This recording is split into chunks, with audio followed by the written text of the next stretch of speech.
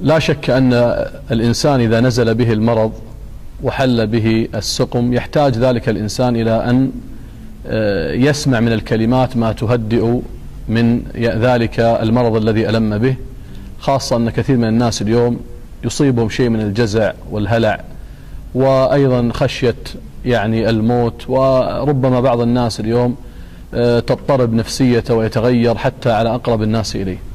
وهذه بشارة أزفها لكل إنسان ابتلي بالمرض.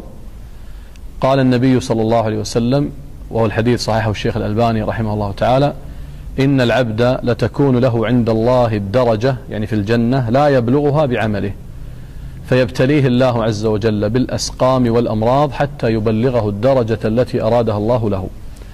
فهذه البشارة العظيمة إذا استحضرها كل إنسان مريض وكل إنسان مبتلى، لا شك أن مثل هذا يطرح في قلب ذلك الإنسان التفاؤل وحسن الظن بالله، وأيضا ذهاب هذا الجزع الذي لا تسلم منه القلوب إلا من علق قلبه بالله عز وجل ورضي بما قدر الله جل وعلا له.